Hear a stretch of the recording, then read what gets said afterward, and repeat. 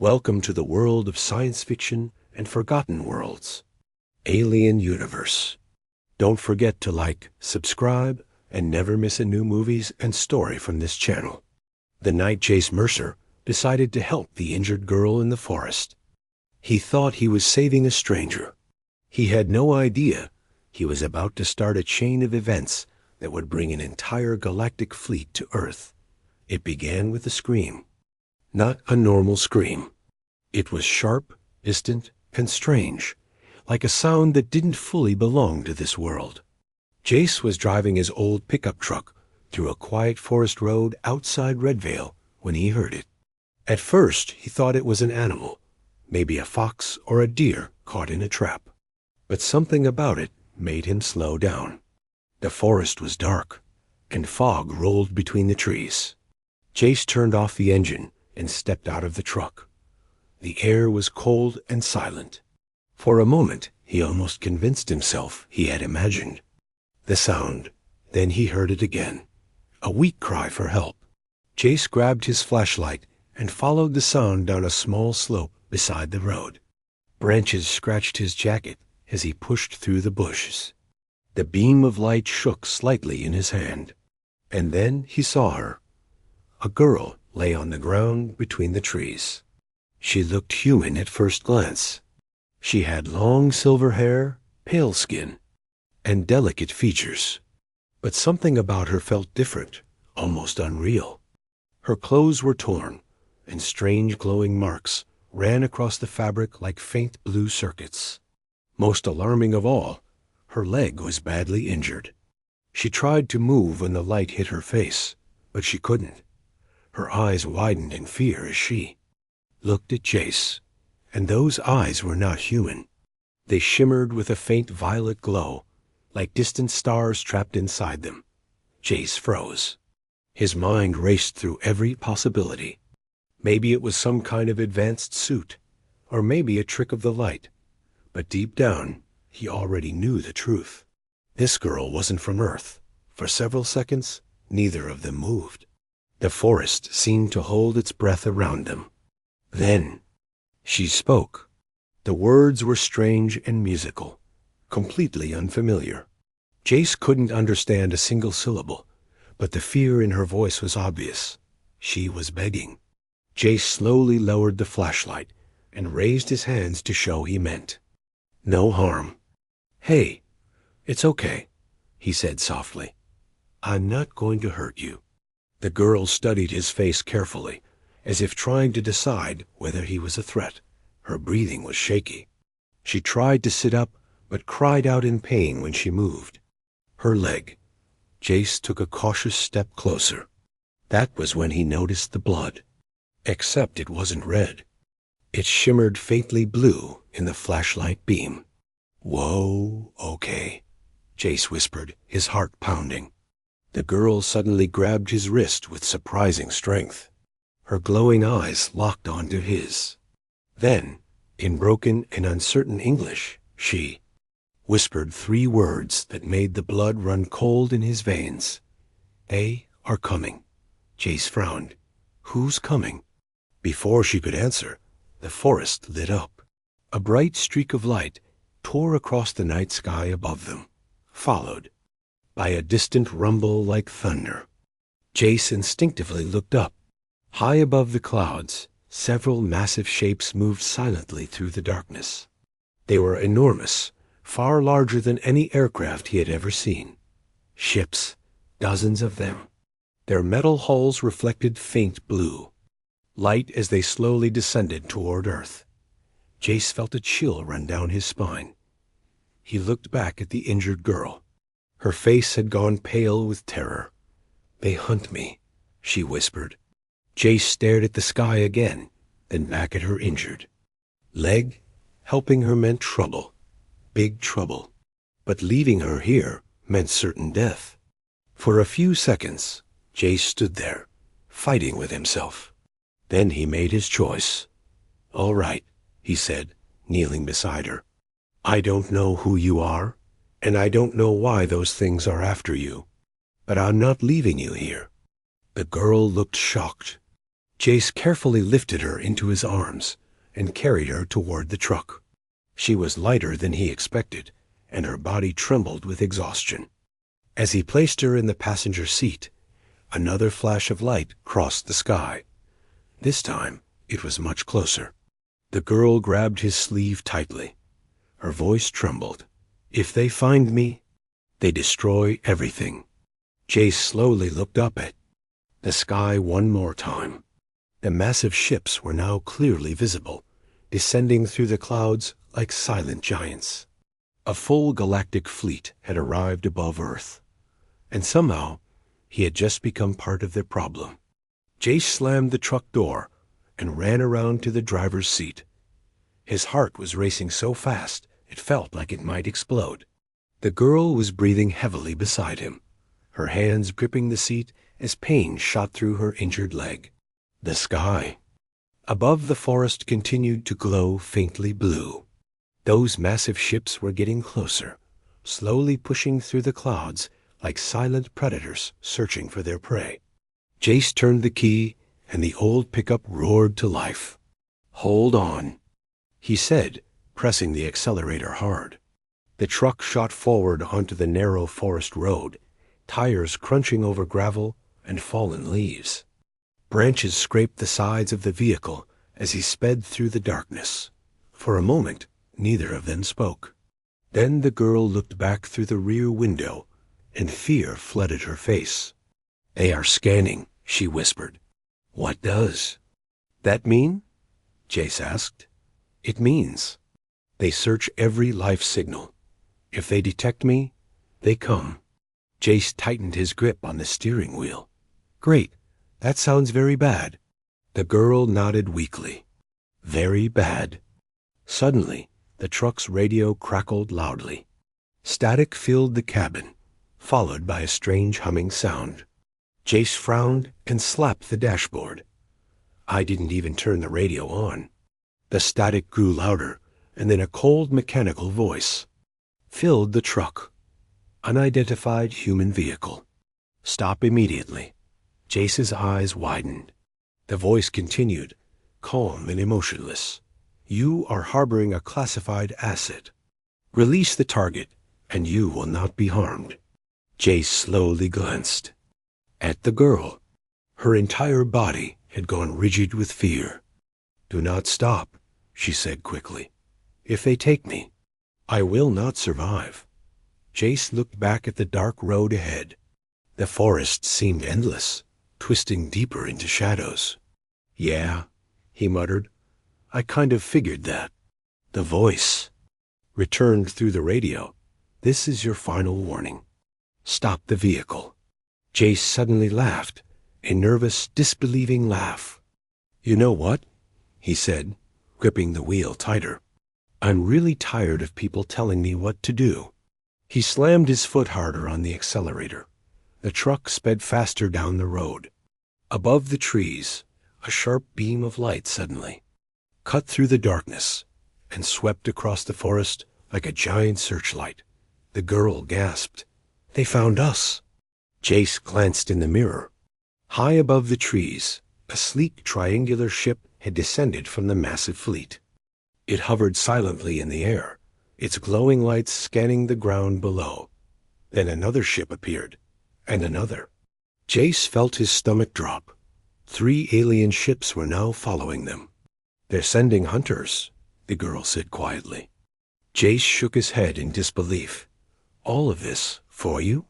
The girl hesitated for a moment. Then she gave a small, sad nod. "Yes." The road ahead suddenly split into 2 directions. One led back toward the city. The other disappeared deeper into the mountains. Jace had only a second to decide. Behind them, the alien ships lowered closer to the forest, their searchlights growing brighter. Jace turned the wheel sharply and drove toward the mountains. The girl looked at him in surprise. "You run from them?" Jace gave a small grin, though his heart was still pounding.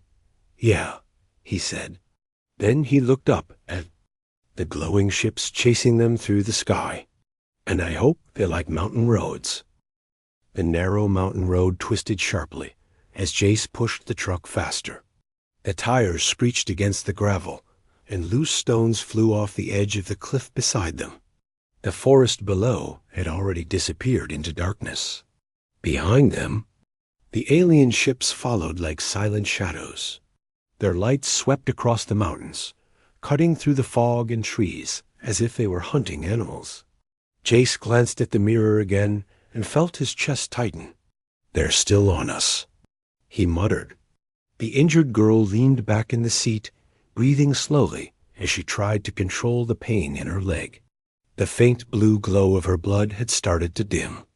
"That is because they cannot lose me," she said quietly. Jace looked at her for a moment. "You keep saying that like you're the most important person in the galaxy." She didn't. Instead, she looked down at her trembling hands. Then she spoke. "In their empire, I am not a person." Jace frowned. "Then what are you?" The girl lifted her head, and for the first time, her glowing eyes showed something deeper than fear. "I am a key." Before Jace could ask what she meant, the truck suddenly shook. A loud buzzing sound filled the air, and the headlights flickered violently. "What the?" Jace looked up through the windshield. One of the alien ships had moved directly above them. A thin blue beam shot down from the ship and struck the road in front of the truck. The engine sputtered. The dashboard lights flashed wildly. "They are disabling the vehicle," the girl said urgently. Come on," he growled, hitting the steering wheel. The engine coughed again. The beam from above grew brighter. If the truck stopped here, they were finished. Jace quickly looked around the road. The mountain path curved sharply ahead, leading toward a narrow tunnel carved into the rock decades ago. An idea suddenly formed in his mind. "Can they see through solid rock?" he asked quickly. The girl blinked in confusion.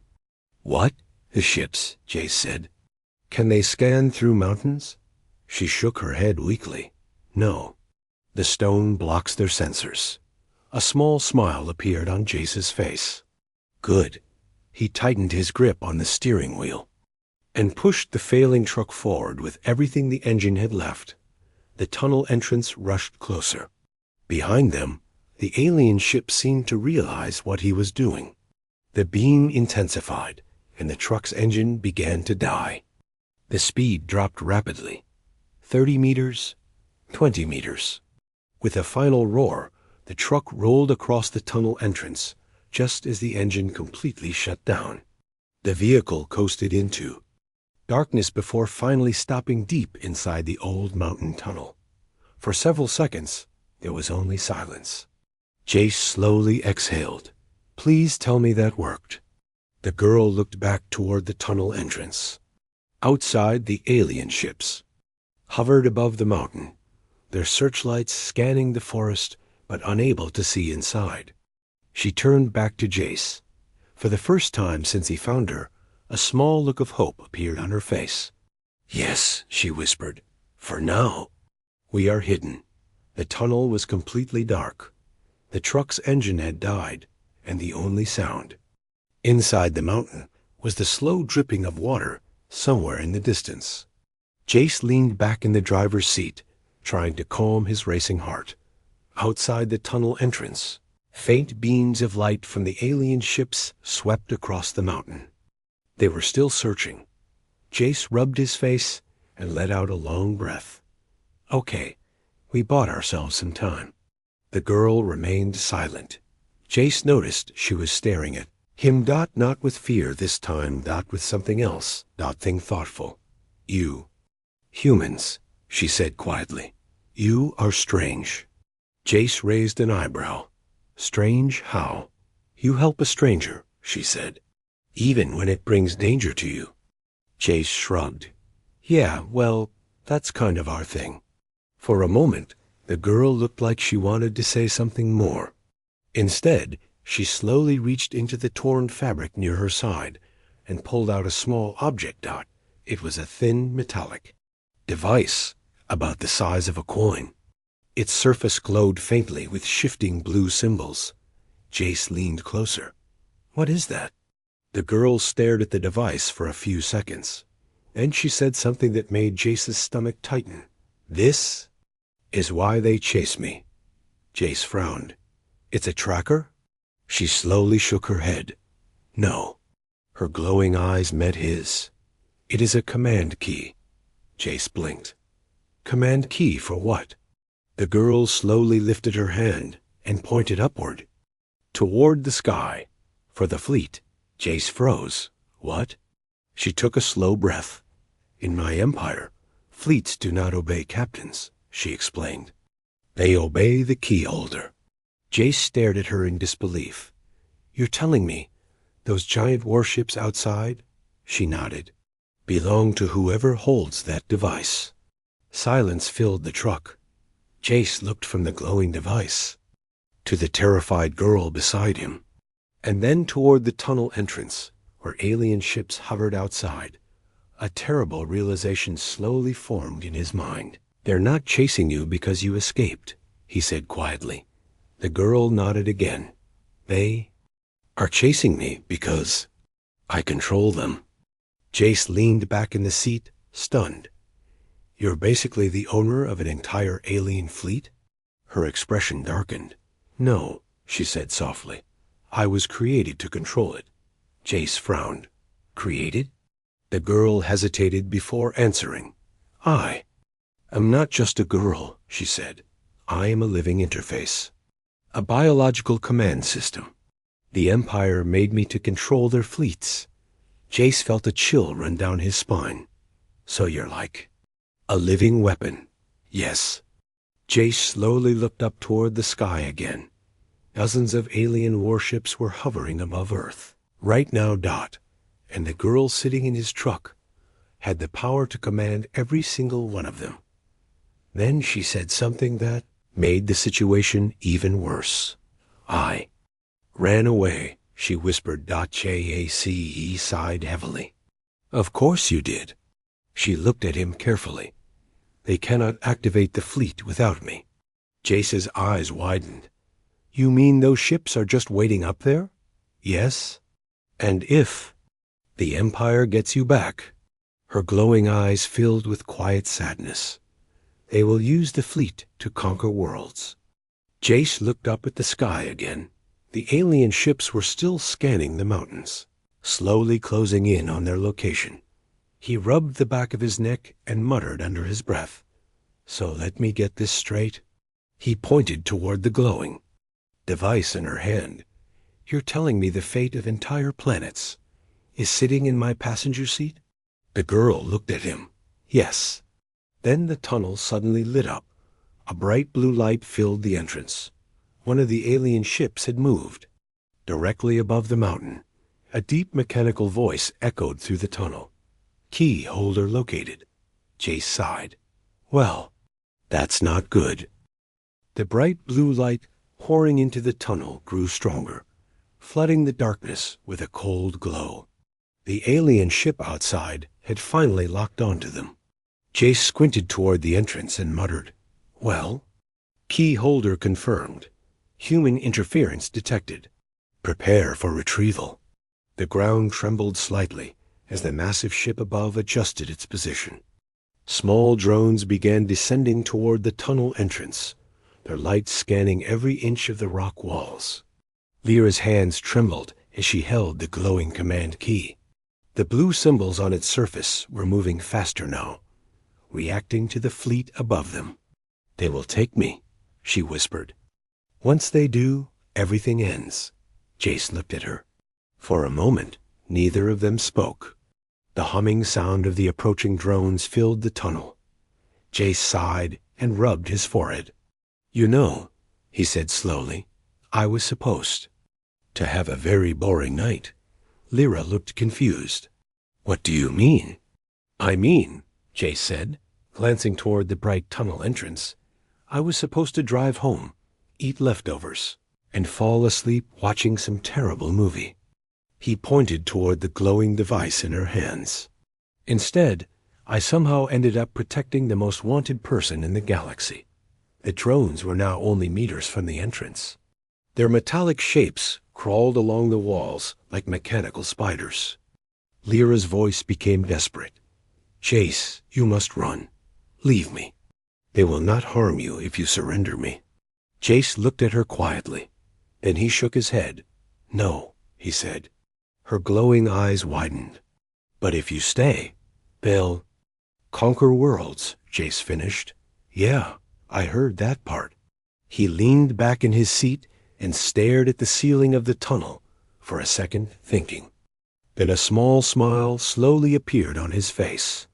"You said the fleets obey the key holder, right?" Lyra nodded slowly. "Yes." "And the Empire needs you to control them?" "Yes." Jace pointed at the glowing device again. "Then, maybe we should ask the fleet what they think." Lyra frowned. "I do not understand." Jace gestured for her to activate it. "Try giving them an order." She hesitated. "The Empire will detect it." "They already detected us," Jace said with a shrug. "So we might as well make things interesting." The drones reached the tunnel entrance. Their weapons began to power up. Lyra looked at the approaching machines. The symbols on its surface burst into brilliant light.